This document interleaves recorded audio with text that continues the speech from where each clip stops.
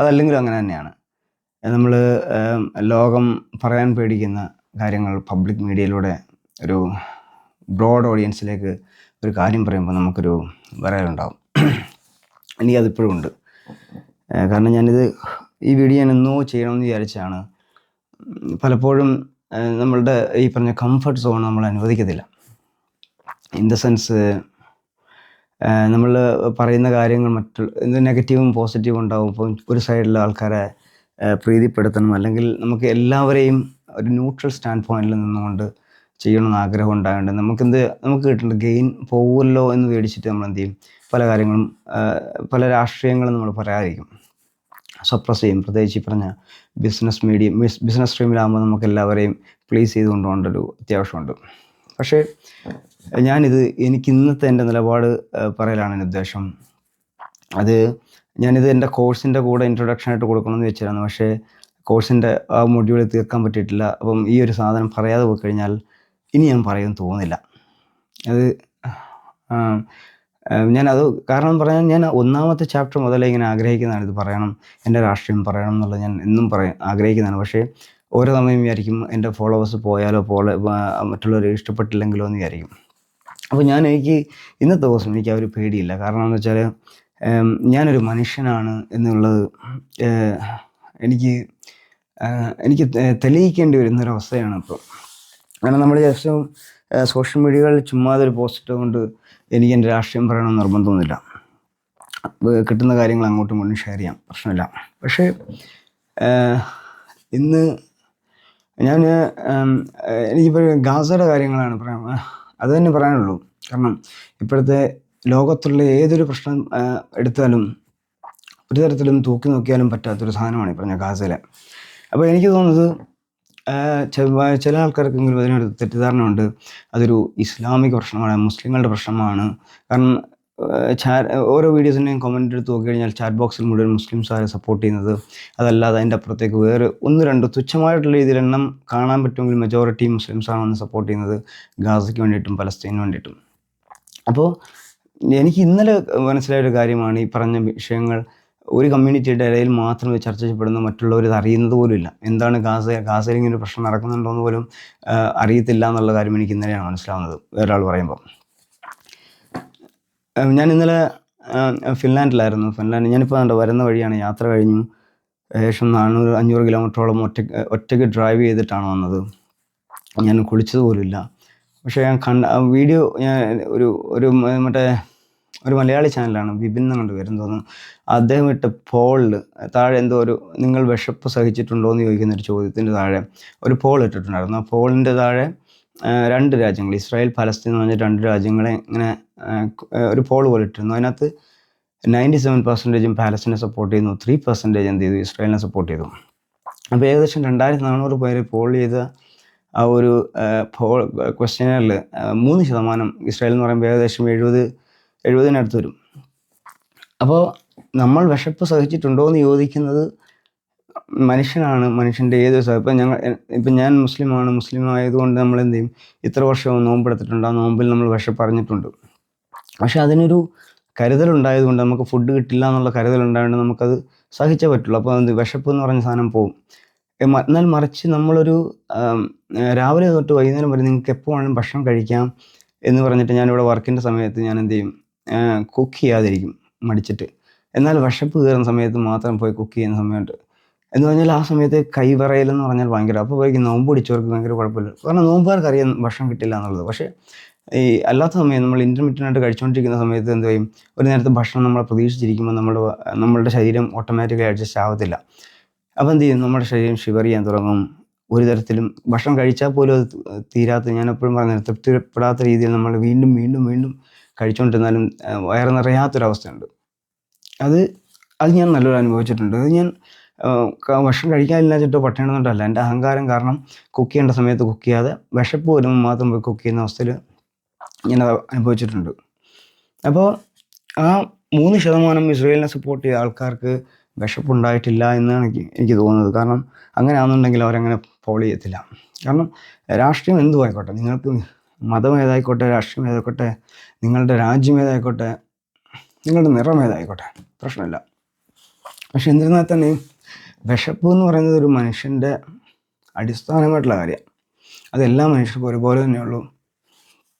അതിൻ്റെ വില മനസ്സിലാവണമെങ്കിൽ നിങ്ങൾ ആ ഒരു സാഹചര്യത്തിലൂടെ കടന്നു പോകണം. നിങ്ങൾ പണ്ട് ഞാൻ പറഞ്ഞില്ലേ, നമ്മൾ എന്തിനും ദൈവം ഉണ്ടോ ഇല്ലെന്നുള്ളതൊക്കെ വേറെ ചർച്ചയാണ്. പക്ഷേ നമുക്ക് കിട്ടിയ അനുഗ്രഹങ്ങളിൽ നമ്മൾ നന്ദിയുള്ളവരായിരിക്കുക എന്നുള്ളത് മറ്റൊരു കാര്യമാണ്. നമ്മൾ പറയാറുണ്ട്, മറ്റേ കണ്ണ്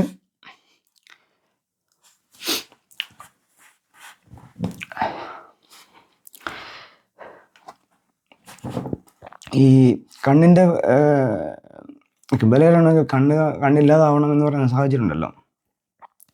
അതുപോലെ ഞാൻ പണ്ട് ഇവിടെയോ ഒരു ബംഗ്ലാദേശ് ഫാമിലിയുടെ ഒരു നോമ്പുകാരുടെ വീഡിയോ കണ്ടു. പണ്ടത്തെ എപ്പോഴുമാണ്. അപ്പോൾ അതിൽ അവർ കഴിക്കുന്ന പറഞ്ഞാൽ അവർ വീട്ടിൽ ഭക്ഷണം കഴിക്കാനൊന്നുമില്ല, പച്ചവെള്ളം മാത്രമേ ഉള്ളൂ, പച്ചവെള്ളവും അവലും മാത്രമേ ഉള്ളൂ കഴിക്കും. അപ്പോൾ നമ്മൾ ഇത്ര നേരത്തെ നോമ്പെടുത്ത് വെയിലും കൊണ്ട് ചൂടത്തിരുന്ന് കഴിക്കുന്നത്. അപ്പോൾ അതിനകത്ത് അവരിങ്ങനെ ഒരാൾ വീഡിയോ ഇൻ്റർവ്യൂ ചെയ്യുന്നുണ്ട്, നിങ്ങളെങ്ങനെയാണ് ഭക്ഷണം കഴിക്കുന്നത്, എന്താ കഴിക്കാനുണ്ടെന്നൊക്കെ ചോദിക്കും. അപ്പോൾ അദ്ദേഹം പറയുന്നൊരു മറുപടി ഉണ്ട്. അത് ഞാൻ ഒരുപാട് ചിന്തിച്ചൊരു മറുപടിയാണ്. എത്ര പണക്കാരെയും ചിന്തിപ്പിക്കുന്നൊരു മറുപടിയും കൂടെയാണ്. കാരണം എല്ലാവരും മുകളിൽ നിൽക്കുന്ന ഒരു മനുഷ്യനാണ്. അദ്ദേഹം പറഞ്ഞൊരു കാര്യം,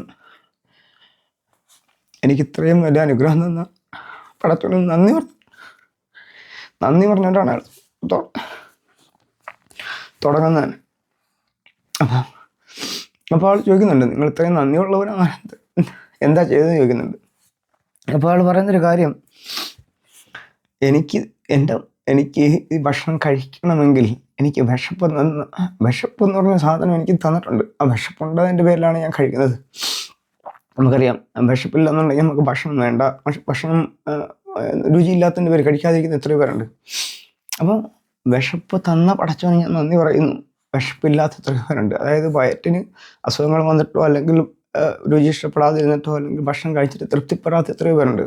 അപ്പോൾ അദ്ദേഹത്തിന് ഇത് കഴിച്ചാൽ വിശപ്പ് മറന്നു എന്ന് പറഞ്ഞൊരു കാര്യം തന്നെ വലിയൊരു ചിന്തിപ്പിക്കുന്നത്. അദ്ദേഹം താഴെക്കടലൊരാളാണ്. പക്ഷേ മനുഷ്യൻ്റെ ചിന്താഗതി പോയത് നോക്കണം. കാരണം നമുക്ക് ദൈവത്തെ കുറ്റം പറയാൻ ഒരുപാട് കാര്യങ്ങളുണ്ടാവും. അതിന് ദൈവം നമ്മളോട് നന്ദി കാണിച്ചില്ല എന്ന് പറയാം, അല്ലെങ്കിൽ നമ്മുടെ സൃഷ്ടിപ്പിൽ ദൈവത്തെ നമുക്ക് പഴിചാരാം, അല്ലെങ്കിൽ നമ്മളെ ഉപദ്രവിക്കുന്നതിൽ നമുക്ക് വേണമെങ്കിൽ ദൈവത്തെ കുറ്റപ്പെടാം, പ്രശ്നമില്ല. പക്ഷെ ദൈവം തന്ന അനുഗ്രഹം മറ്റുള്ളവരിലൂടെ നിങ്ങൾ നോക്കണം. നിങ്ങളെക്കാട്ടിലും കയ്യോ കാലോ ഇല്ലാത്ത മറ്റുള്ള ആൾക്കാർ അപ്പുറത്ത് കിടപ്പുണ്ടാവും. പക്ഷേ എന്നിരുന്നാൽ തന്നെ നിങ്ങൾക്ക് കിട്ടിയ ഒരു ചെറിയ അനുഗ്രഹത്തിൽ ഉദാഹരണം, എൻ്റെ ഒരു കൂട്ടുകാരൻ്റെ കാലില്ല, ആളുടെ ഒരു കാലം പോയപ്പോൾ എനിക്ക് ഭയങ്കര അനുഗ്രഹം തോന്നിയാൽ ഇതിലില്ല. കാരണം എനിക്ക് 2 കാലുണ്ട്. അപ്പോൾ ആൾ നടക്കാൻ ബുദ്ധിമുട്ടുന്നതും അദ്ദേഹത്തിൻ്റെ ജീവിതത്തിലുള്ള ഒരുപാട് ബുദ്ധിമുട്ടുകളും ഡിപ്രഷനൊക്കെ കണ്ട ഒരു വ്യക്തിയാണ് ഞാൻ. അപ്പോൾ അത് വെച്ച് നോക്കുമ്പോൾ ഞാൻ അന്നേരം പടത്തിനോട് നന്ദി പറയും.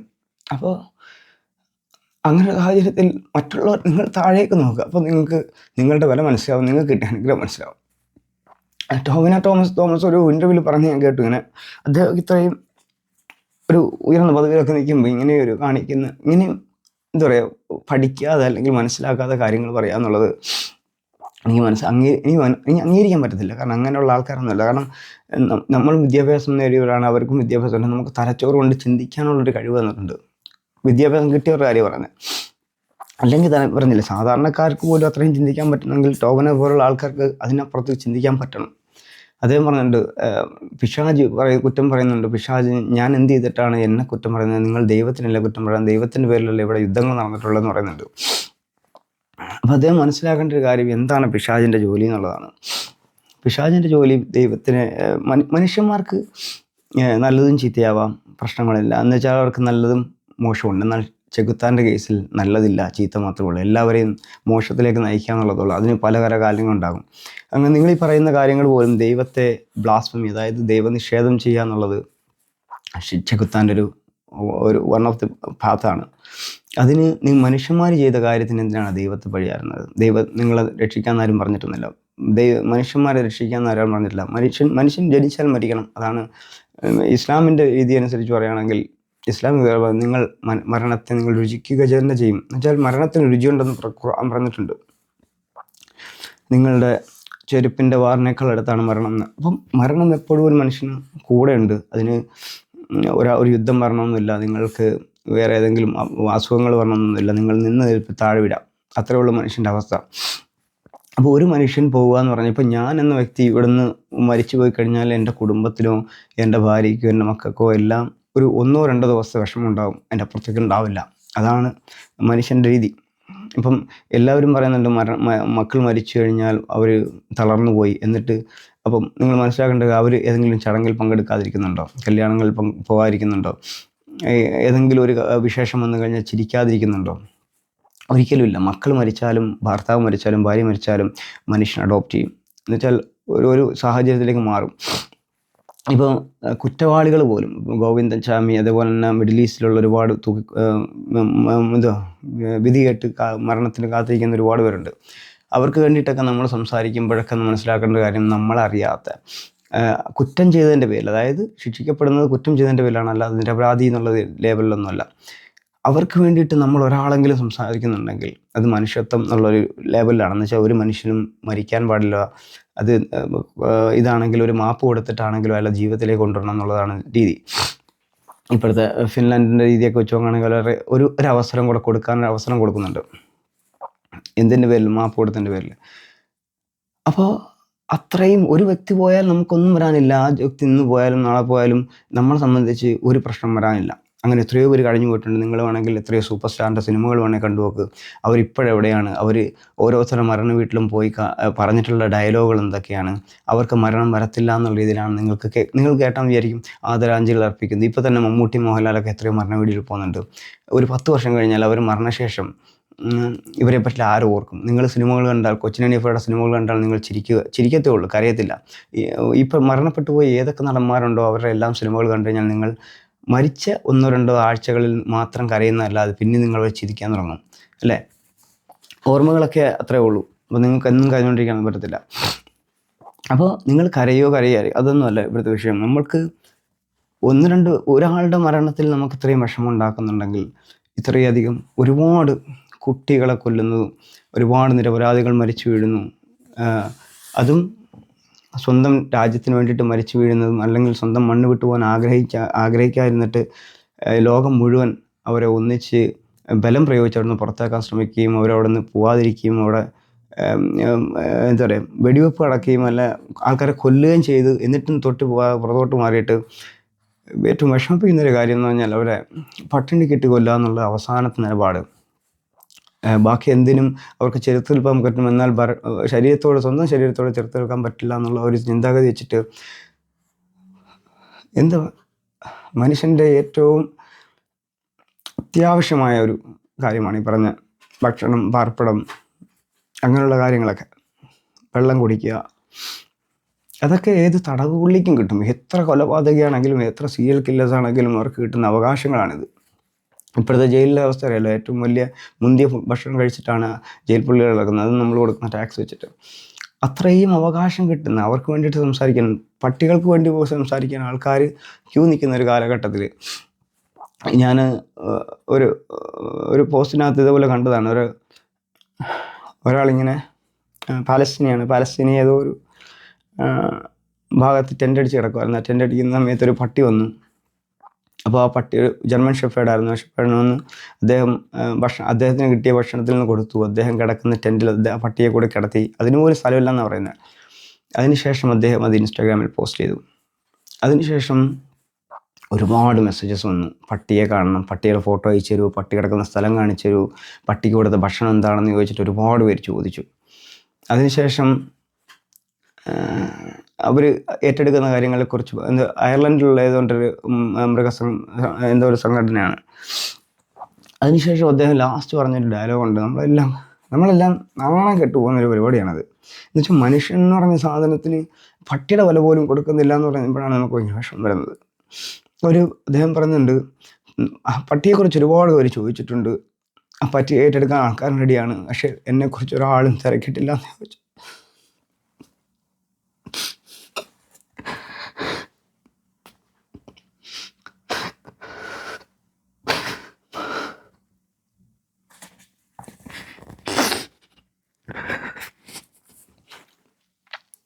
അദ്ദേഹത്തിൻ്റെ അവസ്ഥ ആരും ചോദിച്ചിട്ടില്ല എന്ന് പറയുന്നത്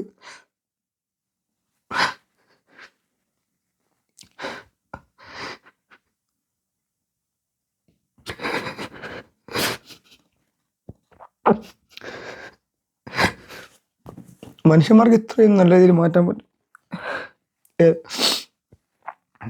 മനുഷ്യാവകാശ സംഘടനകളുണ്ട്, മനുഷ്യന് വേണ്ടി സംസാരിക്കാൻ ഒരുപാട് പേരുണ്ട്. പക്ഷേ അത്യാവശ്യ ഘട്ടങ്ങളിൽ മനുഷ്യൻ്റെ ആവശ്യമനുസരിച്ച് പോകാൻ ആർക്കും പറ്റില്ല. എന്ന് വെച്ചാൽ നിങ്ങൾക്ക് കൊലപാതകയാണെങ്കിൽ നിങ്ങൾക്ക് ഒരുപാട് ആനുകൂല്യങ്ങൾ കിട്ടും, നിങ്ങളെ സപ്പോർട്ട് ചെയ്യാൻ ഒരുപാട് പേരുണ്ടാകും. പക്ഷെ നിരപരാധിയാണെങ്കിൽ നിങ്ങളുടെ ഭാഗം കേൾക്കാനോ നിങ്ങൾ സത്യമാണോ കള്ളമാണോ പറയുന്നത് പോലും, അല്ലെങ്കിൽ നിങ്ങൾ ചിലപ്പോൾ അതിനെ സ്കൂട്ടണി ചെയ്യുന്ന ഒരു കാലഘട്ടമാണിത്. അപ്പോൾ ഇത് ഒരു മതത്തിൻ്റെയോ ഒരു സർട്ടൻ മനുഷ്യരുടെ പ്രശ്നമല്ല. നിങ്ങളുടെ മനസ്സിൽ മനുഷ്യത്വം എന്ന് പറഞ്ഞ കാര്യമുണ്ടെങ്കിൽ, അതായത് നമ്മളുടെ എല്ലാം ശരീരത്തിലോടുന്ന രക്തമാണ്, അതിൻ്റെ നിറവും ഒന്ന് തന്നെയാണ്. ഗ്രൂപ്പുകളിൽ വ്യത്യാസം ഉണ്ടാകുമെന്ന് മാത്രം. പക്ഷേ മനുഷ്യന്മാരെ ഇങ്ങനെ ഗ്രൂപ്പുകൾ തിരിച്ച് രാജ്യത്തിൻ്റെ അതിർത്തികൾ വെച്ചിട്ട് ഓരോ ആൾക്കാരെ അങ്ങോട്ടും ഇങ്ങോട്ടും മാറ്റി നിർത്തുന്നതിനകത്ത് നിങ്ങളറിയാം, യൂറോപ്പിലേക്ക് വരുമ്പോൾ എല്ലാവരും പറയുന്നൊരു കാര്യമാണ് റേസിസം ഉണ്ടെന്ന്.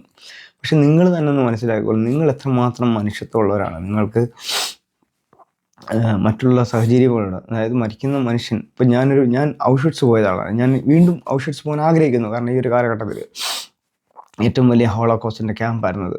ആ ക്യാമ്പിലേക്ക് കയറുമ്പോഴെനിക്ക് നല്ല പേടിയുണ്ടായിരുന്നു. കാരണം ആ സ്റ്റെപ്പ് എടുത്ത് വെക്കുന്ന ആ ഒരു വാതിലിൻ്റെ ഭാഗത്ത് അങ്ങോട്ട് കയറാൻ എൻ്റെ നെഞ്ചിടിപ്പ് ഭയങ്കര കൂടുതലായിരുന്നു. കാരണം ഞാൻ നിൽക്കുന്നത് എവിടെയാണെന്ന് വെച്ച് കഴിഞ്ഞാൽ, ഒരു കാലഘട്ടത്തിൽ ഞാൻ പോലും അകത്ത് കയറി കഴിഞ്ഞാൽ ഞാൻ പിന്നെ തിരിച്ചറിഞ്ഞ ശവമായിട്ടായിരിക്കും എന്നുള്ളൊരു സിറ്റുവേഷൻ ഉണ്ട്. നമ്മൾ അവിടെ നിന്ന് നോക്കണം, ആ സാഹചര്യത്തിൽ നോക്കണം. അധികം വർഷമൊന്നുമില്ല, 10-70 വർഷത്തിന് പുറകോട്ട് പോയാൽ മതി. ആ 70 വർഷം മുമ്പുള്ള ആ ഒരു മണ്ണിൽ ഞാൻ ഇങ്ങനെ കാല് കുത്തുമ്പോൾ എനിക്ക് നല്ല പേടിയുണ്ടായിരുന്നു. ഞാൻ വിറച്ചിട്ടാണ് കയറിയത്. എൻ്റെ കൈ നല്ല വിറയ്ക്കുന്നുണ്ടായിരുന്നു, നെഞ്ചെടുപ്പ് കൂടുന്നുണ്ടായിരുന്നു. നമ്മൾ അങ്ങോട്ട് കയറുമ്പം ഞാൻ ഒരുപാട് സിനിമകൾ കണ്ടിട്ടാണ് പോയത്. ഷിൻലേഴ്സ് ലിസ്റ്റ്, അതുപോലെ തന്നെ ദ ബോയ് ഇൻ സ്ട്രൈപ്ഡ് പജാമ എന്ന് പറഞ്ഞിട്ടുള്ള സിനിമകൾ കണ്ടിട്ടുണ്ടോ? അപ്പോൾ അത് കണ്ടതിൻ്റെ ഭീകരത നമുക്ക് നല്ല രീതിയിൽ അറിയാം. അപ്പം കഥകളി വായിച്ചതല്ലാതെ നമ്മൾ വിഷ്വലി കണ്ടതാണ് എത്രമാത്രം ഭീകരമായിരുന്നു അന്നത്തെ ഹിറ്റ്ലറിൻ്റെ കാലഘട്ടം എന്നുള്ളത്. അവിടെ നിൽക്കാൻ പേടിയാവും.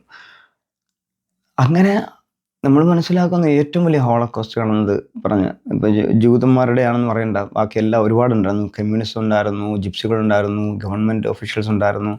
ആരൊക്കെയാണോ പ്രതിപക്ഷത്തുള്ളത് അവരെല്ലാം ഉണ്ടായിരുന്നു. ജൂതന്മാരെ കൂടുതൽ ചെയ്തതെന്ന് വെച്ച് കഴിഞ്ഞാൽ ജർമ്മനിക്ക് കൂടുതൽ വോട്ട് കിട്ടാനും, അതായത് നാസി ജർമ്മനികളുടെ ഒരു സയൻറ്റിഫിക് എന്താ പറയുക, ഒരു ഫേക്ക് സ്റ്റഡി ഉണ്ട്. അതിൻ്റെ പേര് ഞാൻ പറഞ്ഞു, ഞാൻ പോഡ്കാസ്റ്റിൽ പറയാം അത്. അപ്പം അതിൻ്റെ ബേസിൽ പറയുകയാണ്. അപ്പം ചില മുസ്ലിംസ് വന്നിട്ട് പറയാറുണ്ട്, ഹിറ്റ്ലർ ചെയ്ത് നന്നായി, ഹിറ്റ്ലർ അങ്ങനെ ചെയ്തു, ഹിറ്റ്ലറാണ് ജീവിക്കേണ്ടത്, ഹിറ്റ്ലർ തിരിച്ചു വന്നിരുന്നെങ്കിൽ പറയുന്നത്. ഏറ്റവും വലിയ വർഗീയവാദികളാണ് അവർ. കാരണം ഹിറ്റ്ലറിൻ്റെ താല്പര്യം അങ്ങനെയൊന്നും അല്ലായിരുന്നു, അല്ലാതെ ഒരു ജൂതനെ കൊന്നത് കൊണ്ടൊന്നുമല്ല, അതിന് വേറെ മാനദണ്ഡങ്ങളുണ്ടായിരുന്നു. പക്ഷേ ആ മണ്ണിൽ ഞാൻ പറഞ്ഞില്ലേ, ജൂതന്മാരെ കൊന്ന സ്ഥലത്ത് ഞാൻ പോയത് എനിക്ക് എൻ്റെ സഹോദരങ്ങളായിട്ടൊന്നുമില്ലല്ലോ, ഇപ്പോൾ എൻ്റെ മതത്തിൽപ്പെട്ടവരൊന്നുമല്ല, ഞാൻ അവരെ കണ്ടിട്ടുമില്ല, എനിക്കങ്ങനെ ഒരു ജൂതനുമായിട്ട് പരിചയമില്ല, എൻ്റെ സുഹൃത്ത് ബന്ധത്തിൽ പോലും ഒരു ജൂതനില്ല. എന്നിട്ടും ഞാൻ ആ ഒരു സ്ഥലം സന്ദർശിച്ചതെന്ന് പറഞ്ഞാൽ മനുഷ്യനെ കൊന്ന സ്ഥലമാണത്. അവിടെ കുട്ടികളുണ്ട്, വൃദ്ധരുണ്ട്, സ്ത്രീകളുണ്ട്, വികലാംഗരുണ്ട്, ആണുണ്ട്, പെണ്ണുണ്ട്, എല്ലാം ഉണ്ട്. മിക്സഡ് ജെൻഡേഴ്സും എല്ലാം കൂടെ ചേർത്തിട്ട് കൂട്ടിയിട്ട് കത്തിച്ച സ്ഥലങ്ങളാണ്. കൂട്ടിയിട്ട് കത്തിച്ച ആരാണെന്ന് വെച്ചാൽ അടുത്ത മരിക്കാൻ പോകുന്ന ആൾക്കാരെ അവിടുത്തെ ജോലിക്കാരാക്കി വെച്ചുകൊണ്ട് അവരെയാണ് ഈ പറഞ്ഞ ചേംബറിൽ നിന്ന് പുറത്തിറക്കി കൊണ്ടുവന്ന് കത്തിച്ചത്. നിങ്ങൾ ആ സ്ഥലം കാണണം, നിങ്ങൾ ഡാർക്ക് ടൂറിസം പ്ലേസ് ആണത്. നിങ്ങളുടെ ജീവിതത്തിൽ ഏതെങ്കിലും ഒരു സമയത്ത് യൂറോപ്പിലേക്ക് വരുന്നുണ്ടെങ്കിൽ നിങ്ങൾ കണ്ടിരിക്കേണ്ട സ്ഥലമാണ് ക്രക്കോവിലെ ഔഷ്വിറ്റ്സ്, പോളണ്ടിലെ ക്രക്കോ എന്ന സിറ്റിയിൽ നിങ്ങൾ പോയിരിക്കണം. നിങ്ങൾ മതം നോക്കരുത്. ചില ആൾക്കാർ പറയുന്നുണ്ട്, ഇവിടെ ക്രിസ്ത്യാനിയാണെങ്കിൽ ഞങ്ങൾക്ക് ക്രിസ്ത്യാനികളെ ഒന്ന് കാണിച്ചു കൊടുക്കണം, കാരണം നമ്മൾ അവിടെ ആ സ്ഥലങ്ങൾ ക്രിസ്ത്യാനി കാണേണ്ട സ്ഥലമല്ല, മനുഷ്യൻ കാണേണ്ട സ്ഥലമാണത്. നിങ്ങൾക്ക് ആ ഒരു ഭീകരത മനസ്സിലാവണമെങ്കിൽ മനുഷ്യനായിട്ട് പോകണം, അല്ല നിങ്ങൾ മതം എടുത്തു വെച്ച് തലയെ കയറ്റി വെച്ചുകൊണ്ടല്ല പോകേണ്ടത് ഒരിക്കലും. അപ്പോൾ നിങ്ങൾ മനുഷ്യനായിട്ട് മനസ്സിലാക്കുക. മതം നിയമങ്ങൾ ഉണ്ടാക്കാനും ഡിഫൈൻ ചെയ്യാനുള്ള ഒരു മീഡിയം മാത്രമാണ്. അതിന് അവരുടേതായ വിശ്വാസമുണ്ട്. ആ വിശ്വാസത്തിൽ പോകുന്നതിന് താല്പര്യങ്ങളുണ്ടാവും, ഇല്ലാതിരിക്കാം. നിങ്ങൾക്ക് മതമുണ്ടാകും, അതുണ്ടാകാതിരിക്കാം. പക്ഷേ ഒരു മനുഷ്യനെ, അല്ലെങ്കിൽ മനുഷ്യനെ കുട്ടികളായിക്കോട്ടെ, വേറെ എന്തും ആയിക്കോട്ടെ, മനുഷ്യനെ കൊല്ലുന്നതിനകത്ത് നിങ്ങൾക്ക് എന്ത് ന്യായീകരണമാണ് കൊടുക്കാനുള്ളത്? അവരെ പട്ടിണി കിടുന്നതിനകത്ത് എന്ത് ന്യായീകരണം കൊടുക്കാനുള്ളത്? ഇത് എൻ്റെ നിലപാട് പറയേണ്ടതെന്ന് പറഞ്ഞാൽ, ഞാൻ പറഞ്ഞല്ലോ, എനിക്ക് എൻ്റെ സബ്സ്ക്രൈബേഴ്സ്, ഞാൻ ഞാനൊരു പഠിപ്പിക്കാൻ തുടങ്ങുന്ന ആളാണ്. എനിക്ക് ഡിപ്ലോമസി കീപ്പ് ചെയ്യേണ്ട സാഹചര്യമാണിത്. എന്നിരുന്നാൽ തന്നെ എനിക്കിനി പറഞ്ഞല്ലോ, എനിക്ക് എൻ്റെ ജോലി പോവുകയോ എനിക്ക് രാജ്യം വിട്ടു പോവുകയോ അല്ലെങ്കിൽ എൻ്റെ സബ്സ്ക്രൈബേഴ്സോ ഫോളോവേഴ്സോ പോവുകയോ അതൊന്നും എന്നെ ബാധിക്കുന്ന പ്രശ്നമല്ല. കാരണം ഞാനൊരു മനുഷ്യനാണെന്ന് തെളിയിക്കേണ്ട ഉത്തരവാദിത്വം എനിക്കുണ്ട്. കാരണം ഇപ്പോഴത്തെ മനുഷ്യത്വമില്ലാത്ത ഈ ഒരു സമൂഹത്തിൽ മനുഷ്യനായിക്കൊണ്ട് തന്നെ എന്തെങ്കിലും പറയുക എന്നുള്ളത്, അത് ഈ ഒരു കാലഘട്ടത്തിൽ ഞാൻ കണ്ടത്, മയ്യത്ത് നിസ്കരിക്കാൻ പോകുന്ന സമയത്ത് അവർക്ക് എണീറ്റ് നിൽക്കാൻ പോലും പറ്റുന്നില്ല. വിശപ്പുകാർ.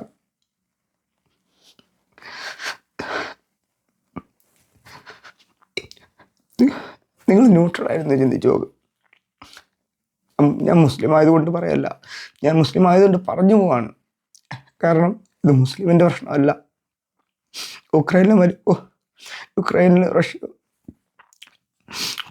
ഉക്രൈനിലെ കുഞ്ഞുങ്ങൾ മരിച്ചപ്പോൾ നമുക്കും വിഷമമുണ്ടാവും. അതിന് ക്രിസ്ത്യാനിയാണെന്നോ ജൂതനാണെന്നോ അവിടുത്തെ മതഭേദമാണെന്നോ നോക്കേണ്ട കാര്യമില്ല. മനുഷ്യൻ മരിച്ചാൽ മനുഷ്യനാണ് നഷ്ടപ്പെടുന്നത്. അതുകൊണ്ട് ഗെയിൻ ഉണ്ടാകാൻ പോകുന്ന മനുഷ്യന്മാർക്കല്ല, പൊളിറ്റീഷ്യൻസിൻ്റെ പേഴ്സണൽ ഗെയിനും കരിയർ ലെവലും അതേപോലെ തന്നെ എന്തെങ്കിലും കാര്യങ്ങൾ മറച്ചു വെക്കാനുള്ള, എന്തെങ്കിലും ഡിസ്ഗൈസ് ചെയ്യാനുള്ളത്, ക്രിമിനൽ ഒഫൻസ് എന്ന് ഡിസ്ഗൈസ് ചെയ്യാനുള്ള ഒരു കാരണം മാത്രമാണ് ഈ യുദ്ധം എന്ന് പറഞ്ഞത്. നിങ്ങൾ യുദ്ധത്തെ ആഘോഷിക്കുന്നുണ്ടാവാം. ഇന്ത്യ പാകിസ്ഥാൻ യുദ്ധം വരുമ്പോൾ അങ്ങോട്ടിട്ട മിസൈലിൻ്റെ എണ്ണവും എടുത്തിട്ട് നിങ്ങൾ കൂടുതൽ ഇവിടെ നിന്നാണ് പോയതെന്നുള്ളതിൻ്റെ കണക്കുകളൊക്കെ എടുക്കുന്നുണ്ടാവാം. പക്ഷേ അപ്പുറത്തും സിവിലിയൻസാണ്. നിങ്ങൾ രാജ്യങ്ങളല്ല, മനുഷ്യന്മാരാണ് മരിച്ചു വീഴുന്നത്. രാജ്യങ്ങൾക്കൊന്നും പറ്റുന്നില്ല എന്ന് മനസ്സിലാക്കുക. മതം തലയ്ക്ക് പിടിപ്പിക്കരുത്. നിങ്ങൾ ഒരു മതത്തെ മാത്രം ആക്രമിക്കുന്നതിനെക്കാട്ടിലും നിങ്ങൾ അതിനെക്കുറിച്ച് അറിയുക, അല്ലെങ്കിൽ മനുഷ്യന് മതമില്ല എന്നുള്ളത് ആദ്യം മനസ്സിലാക്കുക. എന്നിട്ട് ഞാൻ പറഞ്ഞില്ല, എനിക്ക് കമൻറ്റ് ചെയ്യാനോ അല്ലെങ്കിൽ ഞാനിതിന് പ്രതികരിക്കാനോ നിൽക്കുന്നില്ല. കാരണം ഇതാണ് എൻ്റെ പ്രതികരണം. എൻ്റെ പൊളിറ്റിക്സ് പറയലാണ് എൻ്റെ ഉദ്ദേശം. ഞാൻ തീവ്രവാദത്തിനെതിരാണ്, വർഗീയതയ്ക്കെതിരാണ്. എന്തൊക്കെയാണ് മനുഷ്യനല്ലാതാക്കുന്ന എന്തൊക്കെ കാര്യങ്ങളുണ്ടോ അതിനെല്ലാം എതിരാണ്. അതിനകത്ത് വേറെ ഡെഫിനേഷനൊന്നുമില്ല. അപ്പോൾ അതിന് ഇന്ന കാര്യങ്ങൾ ഞാൻ എടുത്തു പറയേണ്ട കാര്യമില്ല. ഇത് തന്നെയാണ് എനിക്ക് പറയാനുള്ളത്. കാരണം ഇതിലെത്രയൊക്കെ ന്യായീകരിച്ചെന്ന് പറഞ്ഞാലും നിങ്ങൾ മനുഷ്യനല്ലാതാവുന്നില്ല, അല്ലേ? നിങ്ങളുടെ വീട്ടിലൊരു കുട്ടിയുണ്ടെങ്കിൽ ആ കുട്ടിക്ക് ഒരു നേരത്തെ ഭക്ഷണം കിട്ടിയില്ല എന്നുള്ള ഒരു നേരത്തൊന്ന് ആലോചിച്ച് നോക്കിയാൽ, ഒരു 2 നേരം ഭക്ഷണം കഴിക്കാതെ നിങ്ങളുടെ മുന്നിൽ വന്ന് കൈ നീട്ടി നിൽക്കുന്ന ഒരവസ്ഥ ആലോചിച്ച് നോക്കിക്കോ. എൻ്റെ മോളുണ്ട്. എൻ്റെ മോള് ഒരു ദിവസം വീണിട്ട് മൂക്കിൻ്റെ ഭാഗത്ത് ഒരു ചെറിയൊരു മുറിവുണ്ടായിട്ട് ഞാൻ ആ ഒരു ദിവസത്തെ ശപിച്ചത് എത്ര ദിവസം എന്നറിയോ? ആ മുറിവിൻ്റെ പാട് മാറുന്നവരെ ഞാൻ ആ ദിവസം എന്തിന് ഞാൻ പുറത്തു പോയി എന്നുള്ളതിൻ്റെ ദേഷ്യത്തിൽ ഞാൻ എന്നോട് തന്നെ പറഞ്ഞിട്ടുണ്ട്. ചെറുപ്പത്തിൽ എൻ്റെ അനിയൻ എന്തോ ഒരു കുരുത്തക്കേട് കാണിച്ചതിന് ഞാൻ അവൻ്റെ സൈക്കിൾ തല്ലി പൊട്ടിച്ച് ഒരു വടിയെടുത്തിട്ടില്ല, എൻ്റെ കൈ കൊണ്ട് ഞാൻ അടിക്കുകയും ചെയ്തു. ഇപ്പോഴും ഞാൻ പറയുന്നുണ്ട്, ഏതെങ്കിലും സമയത്ത് ഞാൻ അതിനെക്കുറിച്ച് ഓർക്കുന്നുണ്ടെങ്കിൽ അന്നത്തെ ദിവസം എൻ്റെ ഉറക്കം പോയി. കാരണം ഇപ്പോൾ വളർന്നിട്ടുണ്ടാവും, പക്ഷേ അന്നത്തെ കാലഘട്ടം എന്ന് പറഞ്ഞാൽ നിഷ്കളങ്കമായി ചെയ്തിട്ടുണ്ട്. ഒരു തെറ്റാവും, അല്ലെങ്കിൽ ഞാൻ ദേഷ്യം കൊണ്ട് അടിച്ചതാവും. അന്നത്തെ കളിക്കാനുള്ള അവസാനം എൻ്റെ നഷ്ടം, പേഴ്സണലി വേദനിച്ചതിൻ്റെ നഷ്ടം, മനസ്സുകൊണ്ട് വഹിച്ച് മറ്റുള്ളവർ കണ്ടതിൻ്റെ നഷ്ടം.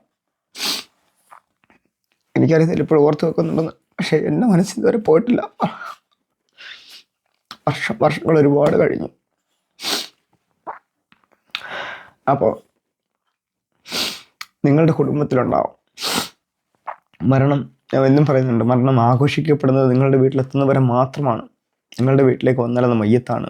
നിങ്ങൾക്ക് വിഷമങ്ങളുണ്ടാവാം, നിങ്ങൾക്ക് ഭക്ഷണം ഇറങ്ങത്തില്ല, അത് നിങ്ങളുടെ സ്വന്തമാവണം, എന്നാലേ കാര്യമുള്ളൂ. അല്ലാതെ ഇപ്പോൾ ഉദാഹരണം പറയുകയാണെങ്കിൽ, ഞാൻ ഇന്നാളെ ഒരു മീറ്റിങ്ങിലിരിക്കുന്ന സമയത്ത്, മീറ്റിങ്ങിലേക്ക് വരുന്ന തൊട്ട് മുമ്പ് ഒരു കോൾ വന്നു. എൻ്റെ കൂടെ ഇരിക്കുന്ന ആൾ അടുത്ത് ചോദിച്ചു, ഫോൺ വീട്ടിൽ നിന്ന് വിളിച്ചാണ്. അപ്പോൾ വിളിച്ചിട്ട് വിഷമത്തോടെ തിരിച്ചു വന്നപ്പോൾ ഞങ്ങൾ ചോദിച്ചു എന്ത് പറ്റിയെന്ന് ചോദിച്ചാൽ പറഞ്ഞു എന്തോ ഒരു മരണം നടന്നു എന്ന് ചോദിച്ചു. ഞങ്ങളെല്ലാവരും മനസ്സുകൊണ്ട് തളർന്നു പോയൊരു സിറ്റുവേഷനാണത്. മീറ്റിംഗ് ഇനി തുടരണോ വേണ്ടെന്നുള്ളത് തുടങ്ങിയിട്ട് പോലുമില്ല. അപ്പം ഞങ്ങൾ മടക്കി വെക്കുന്നതിനെ കുറിച്ച് ആലോചിച്ചു.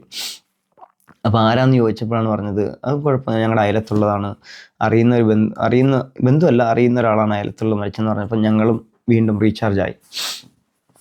എന്ന് വെച്ചാൽ അപ്പുറത്ത് നിൽക്കുന്ന ആളുടെ കുടുംബത്തിൽ എവിടെയെങ്കിലും നഷ്ടം വന്നാൽ ഞാൻ കാണണമെന്നില്ല, എനിക്കറിയണമെന്നില്ല. എനിക്ക് അദ്ദേഹത്തിൻ്റെ അടുപ്പമാണെങ്കിൽ എൻ്റെ അടുപ്പമാണ് എന്നുള്ള രീതിയിൽ നമുക്ക് എന്ത് ചെയ്യും, അദ്ദേഹത്തോടുള്ള ഒരു ഐക്യദാർഢ്യത്തിൻ്റെ പേരിൽ അല്ലെങ്കിൽ ഒരു സാമാന്യ മര്യാദയുടെ പേരിൽ നമ്മൾ എന്ത് ചെയ്യും, അദ്ദേഹത്തെ ബുദ്ധിമുട്ടിക്കാതെ നമ്മൾ മാറിയിരിക്കും, അല്ലെങ്കിൽ അന്നത്തെ മീറ്റിംഗ് പോസ്റ്റ്പോൺ ചെയ്യും. അത് എത്ര വിലപിടിപ്പുള്ളതാണെങ്കിലും. പക്ഷേ അദ്ദേഹത്തിൻ്റെ അല്ല, അപ്പുറത്തുള്ളതാണ്, അദ്ദേഹത്തിനും കുഴപ്പമില്ലെങ്കിൽ നമുക്കും പ്രശ്നമില്ല. എന്നിരുന്നാൽ തന്നെയും അത്രയേ ഉള്ളൂ മനുഷ്യൻ്റെ കാര്യം. നിങ്ങളുടെ വീട്ടിലെത്തിയാൽ നിങ്ങൾക്കാണ് വിഷമം, അല്ലാതെ നിങ്ങളിവിടെ വന്നിട്ട് പൊട്ടിക്കരഞ്ഞിട്ടോ ഒന്നും കാര്യമില്ല. നമ്മൾ കേട്ടിരിക്കാമെന്നല്ലാതെ നിങ്ങൾക്ക് ആ വിഷമത്തിൽ നിങ്ങൾ പങ്കാളിയാവത്തില്ല. കാരണം ഞാൻ അടുത്തറിയാത്ത, ഞാനുമായിട്ട് ഒരു ആത്മബന്ധവും ഇല്ലാത്ത, എനിക്കൊരു മെമ്മറീസും ഇല്ലാത്ത ഒരാളെ ഞാൻ ഒരിക്കലും, കൂടിപ്പോയാൽ 5 മിനിറ്റിൽ ഞാൻ ഒരു കാര്യം പറയും, എൻ്റെ കാര്യങ്ങൾ അടുത്തൊരു ഫോൺ കോൾ കൂടി അല്ലെങ്കിൽ അടുത്തൊരു കോളിലൂടെ എൻ്റെ സിറ്റുവേഷൻ മാറും, ഞാനത് മറന്നു പോയിട്ടുണ്ട്. ഇപ്പോൾ കലാഭവൻ നവാസ് മരിച്ചു, ഞാനിപ്പോഴും ദുആ ചെയ്യുന്നുണ്ട് അദ്ദേഹത്തിൻ്റെ കാര്യത്തിനുണ്ട്. പക്ഷേ ഇപ്പോൾ എത്രമാത്രം ആൾക്കാർ അതിൻ്റെ കൂട്ടത്തിൽ അദ്ദേഹത്തെ ഓർക്കുന്നുണ്ടെന്ന് ആർക്കറിയാം. അദ്ദേഹം ജീവിച്ചു പോയി, ഇനി അടുത്ത ആഴ്ച അടുത്ത ആൾ, VS അച്യുതാനന്ദൻ മരിച്ചു, അത് കഴിഞ്ഞു, അടുത്ത ആൾ വന്നു, ഇനി അടുത്ത ആൾ ഇങ്ങനെ വന്നുകൊണ്ടിരിക്കും. അതിപ്പോൾ നിങ്ങൾ എല്ലാ വർഷവും ഇങ്ങനെ ഓർമ്മപ്പൂക്കൾ ഇട്ടിട്ടൊന്നും കാര്യമില്ല. നിങ്ങളുടെ മനസ്സിൽ തൽക്കാലത്തേക്ക് മാത്രമാണ് മനുഷ്യനുള്ളത്, അല്ലാതെ ഒരുപാട് കാലത്തേക്കൊന്നുമില്ല. ഞാൻ എൻ്റെ മരണം എന്നുള്ളൊരു പോഡ്കാസ്റ്റിൽ ഞാൻ അതിനെക്കുറിച്ച് വിശദമായിട്ട് പറയാം, 1-2 ഇൻസിഡൻസ് പറയാം. അപ്പം നിങ്ങൾക്ക് മനസ്സിലാവും ജീവിതത്തിൽ എത്രമാത്രം ഒരു മനുഷ്യൻ്റെ പ്രാധാന്യമുണ്ട്. അദ്ദേഹം മരിച്ചു കഴിഞ്ഞാൽ നിങ്ങൾ എത്ര ദിവസം ഓർത്ത് വെക്കും എന്നുള്ളതിൻ്റെ എക്സാമ്പിൾ സഹിതം ഞാൻ പറഞ്ഞുതരാം. അപ്പോൾ ഇതെൻ്റെ രാഷ്ട്രീയം പറയൽ മാത്രമായിരുന്നു. ഇത് ഞാനൊരു സപ്പോർട്ടിന് വേണ്ടിയിട്ടോ അല്ലെങ്കിൽ എനിക്ക് മറ്റുള്ള കാര്യത്തിന് വേണ്ടിയിട്ടില്ല. എനിക്ക് എൻ്റെ നിലപാട് പറയണം. ഞാൻ ഇതിൽ ഈ പറഞ്ഞ ജനോസൈഡിൽ എനിക്ക് ബന്ധമില്ല എന്നുള്ളത് പറയലാണ് എൻ്റെ ഉദ്ദേശം. അത് മറ്റുള്ളവർ എന്നെ സപ്പോർട്ട് ചെയ്താലും ഇല്ലെങ്കിലും എന്നെ സപ്പോർട്ട് ചെയ്യേണ്ട കാര്യമില്ല. നിങ്ങൾ മനുഷ്യന് വേണ്ടിയിട്ട് മാത്രം സംസാരിച്ചാൽ മതി. ഞാൻ ഫിൻലാൻഡിൽ പോയപ്പോൾ അവിടുത്തെ ഒരു ഫീനിഷുകാരി ഈ പറഞ്ഞ സ്കൂൾ തുറന്നതിൻ്റെ ഭാഗമായിട്ട് അവർ പറയുന്ന ഒരു രാഷ്ട്രീയം എന്ന് പറഞ്ഞാൽ, നിങ്ങൾ പഠിക്കാൻ പോകുന്നുണ്ട് എങ്കിൽ ലോകത്തുള്ള എല്ലാ കുട്ടികളും പഠിക്കാൻ പോകേണ്ട സമയമാണ്. ഓരോ ബോംബെയറിലും ഒരു ക്ലാസ് റൂം നിറയേണ്ട കുട്ടികളാണ് മരിച്ചുകൊണ്ട് പോകുന്നതെന്നുള്ള രീതിയിൽ അവരുടെ ഒരു ക്ലാസ് റൂമിൻ്റെ രീതിയിൽ ഒരു സെറ്റപ്പ് ചെയ്തതിന് ശേഷം ഓരോ ബെഞ്ചുകൾക്കും ഓരോ പേരിട്ടുകൊണ്ട് അവിടെ ഒരു